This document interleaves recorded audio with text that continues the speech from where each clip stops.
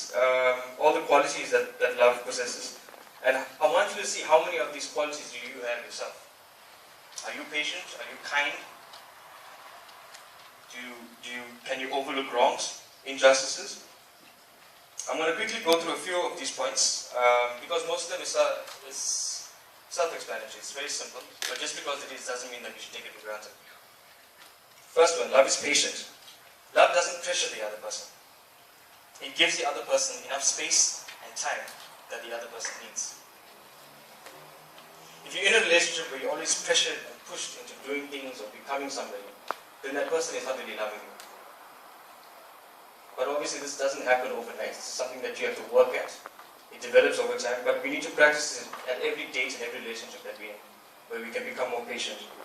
Love is kind. Another nice word for kind is considerate. That means that you take into consideration how the other person feels all the time.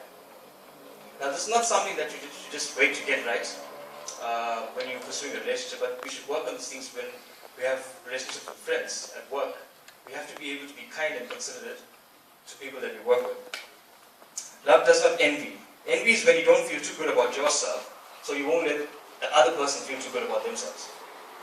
And this normally happens through competition in a marriage, where one partner is trying to be better than the other, who can achieve more, who's earning the highest salary, who's bringing more, things like that at home. Being able to celebrate other people's success is a great quality to have. Love does not boast, is not proud. I've seen many relationships where there will always be one person that will never admit when they're wrong. I'm sure you can relate to that. The Bible says that God opposes the proud, but gives grace to the humble. And it also says that we should have teachable spirits.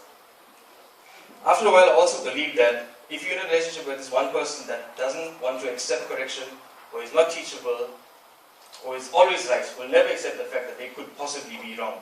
I think, irrespective of how beautiful that person can be or may be, you're not really going to be attracted to that person after a while, if this is the quality that they choose to possess. Going further down that passage, 1 Corinthians 13, verses 11. When I was a child, I spoke and thought and reasoned as a child, but when I grew up, I put away childish things. I don't know if you can, or you probably would know this, in children's stories and movies, all these Disney movies and stuff, it's always a guy or prince that is chasing after the girl. He either has to overcome a giant, or a dragon, or an overbearing father. But once he gets the girl, that's usually where the story or the movie ends, with the words, and they live happily ever after. All that they needed to do was get together. Whatever happened after that is something that's left out of the story, out of the movie. Because when we were children, that's how we were made to think. As long as we are together, there's nothing else we need to do. We don't have to work at being good in a relationship, whether we care for our partner, whether we have respect for them. As long as we're with them, that's all we need to do.